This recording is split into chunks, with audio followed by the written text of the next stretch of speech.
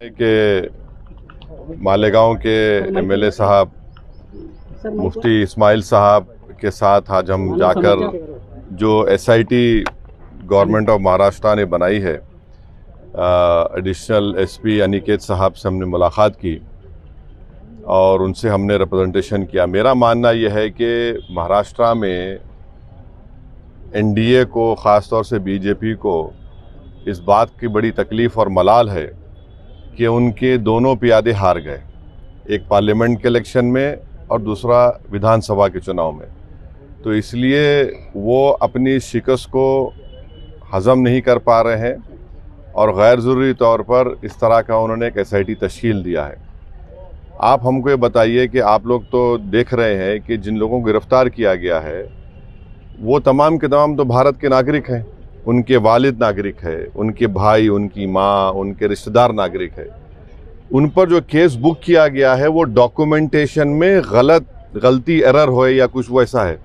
ये कोई रोहिंग्या बांग्लादेशी तो है ही नहीं, ये लोग ना कभी मालेगांव में निकलेंगे। हम महाराष्ट्र के मुख्यमंत्री से ये गुजारिश कर रहे हैं, उनसे रिक्वेस्ट कर रहे हैं कि अननेसेसरी आप पूरे मालेगांव को क्यों सजा देना चाहते हैं। और आपका जो एक्ट है, वो जो बर्थ एंड रजिस्ट्रेशन एक्ट है, ये एक्ट है, इसमें आप देख लीजिए सेक्शन 15 जो है, सेक्शन 15 में क्लियरली लिखा है कि अगर कोई डॉक्यूमेंटेशन में एरोनियस गलती हुई या फ्रॉडुलेंट हुआ, इम्प्रॉपर मेड हुआ, तो उसको आप करेक्ट कर सकते हैं, कैंसिल कर सकते हैं। और सेक्शन 24 में आप देख लीजिए, उसको कंपाउंडेबल बना दिया गया है, पावर टू कंपाउंड ऑफेंस। तो आप इसको इस्तेमाल करिए ना। और ये खामखा एक इलाके को बदनाम करने के लिए, जो एक ज़्यादा तादाद में अल्पसंख्यक समाज के लोग रहते हैं कि रोहिंग्या बांग्लादेशी तलाश करो। जितनों को आप गिरफ्तार किए वो तो सब भारत के नागरिक हैं, पेपर में गलती हो सकती है। तो हम एडिशनल एसपी साहब से बोले कि आप यहाँ पर जो लोगों को बुला रहे हैं उनके साथ एक आदमी को अकम्पनी करने दीजिए, और जो धाराएँ लगाई गई हैं 120B, इतने सीवियर धाराएँ हैं, उसको दोबारा हम उनसे बोले कि आप देखिए उसको। और हमको लगता है कि अननेसेसरी मालेगांव को गैर ज़रूरी तौर पर पार्लियामेंट और असेंबली में उनको शिकस्त हुई तो कोई कंप्लेन कर दिया और आप इस तरह की एसआईटी बना दिए। तो ये हमारा ये मानना है कि यहाँ पर ना कोई रोहिंग्या है ना कोई बांग्लादेशी है, मगर जो गिरफ्तारी अमल में आई है वो तो डॉक्यूमेंटेशन के ऊपर है। तो इसलिए हम उम्मीद करते हैं कि हमारे अनिकेत साहब और उनकी टीम और ख़ास तौर से महाराष्ट्र की गवर्नमेंट इसको रीलुक करेगी, इन्होंने जो स्टेप लिया है।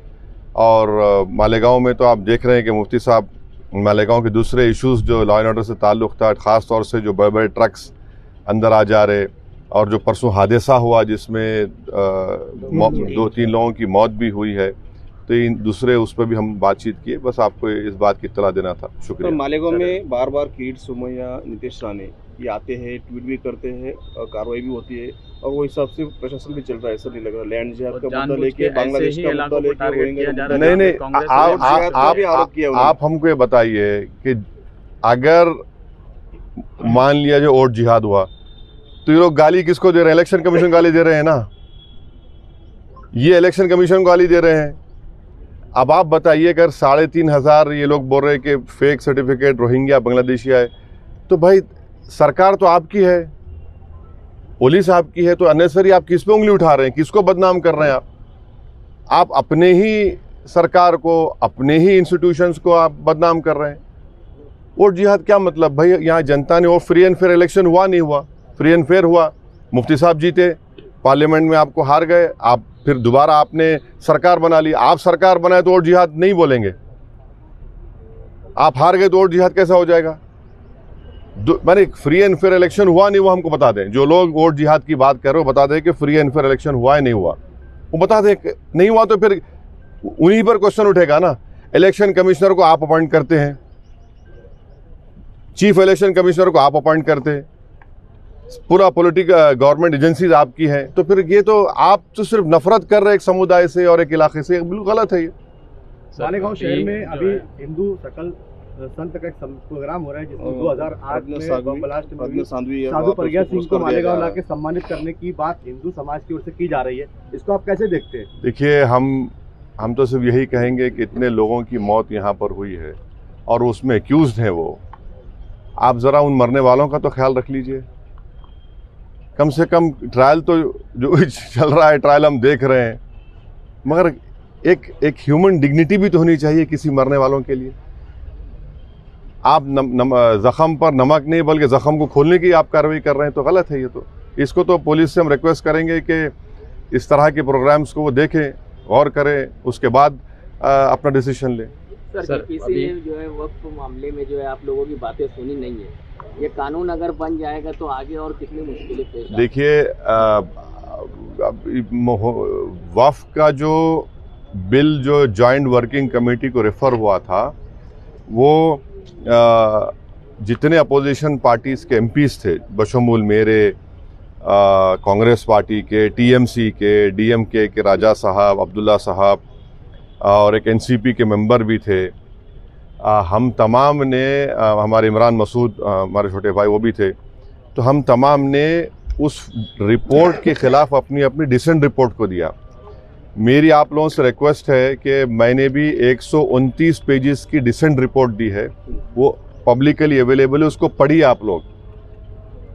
उसको पढ़ने के बाद आपको मालूम हो जाएगा कि जो मोदी सरकार ने वक्फ बिल लेकर आया है वो वक्फ प्रॉपर्टीज़ को बचाने के लिए नहीं लाया गया है, वक्फ प्रॉपर्टीज़ को छीनने के लिए, उसको बर्बाद करने के लिए।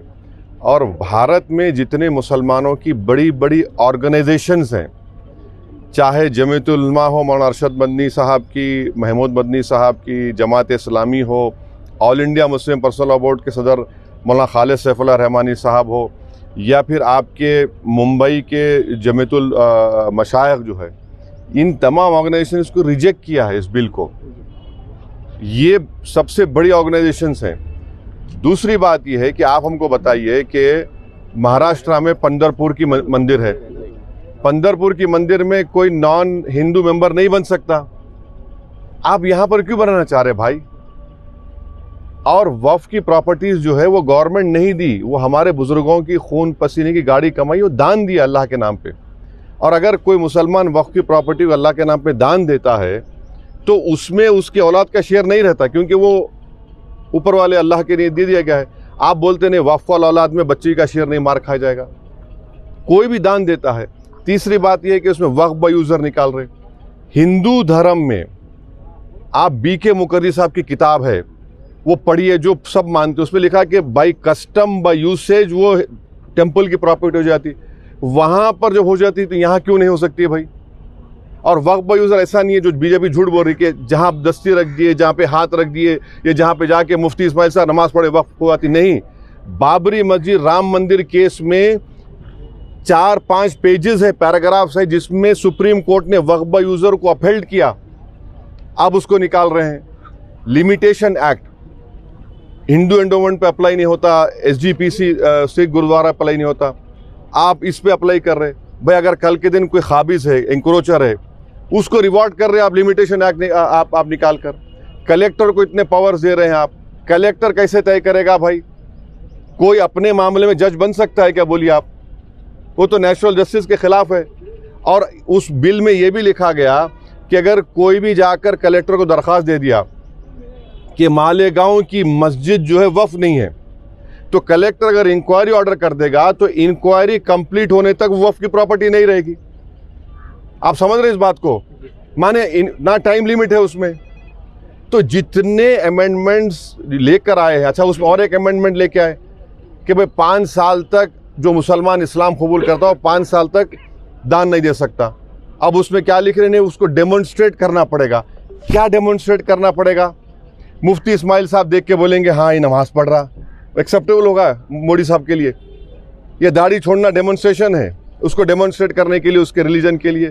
क्या रोज़ा रहना डेमोन्स्ट्रेशन? आप कौन होते भाई? अच्छा वो 5 साल तक नहीं दे सकता मगर किसी और धर्म को दे सकता, वो उसमें लिखा हुआ है।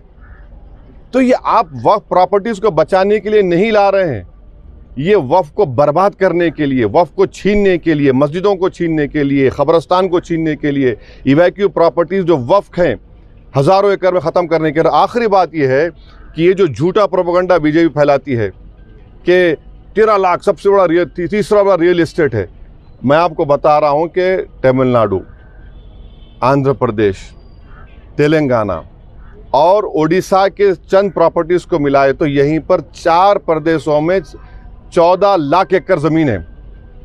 मैं यूपी, बिहार, राजस्थान को नहीं मिलाया हूं, महाराष्ट्र को नहीं मिलाया हूं। तो ये आप क्यों, ये तो सिर्फ हमारी धर्म की प्रैक्टिस से हमको छीनना चाह रहे हैं आप।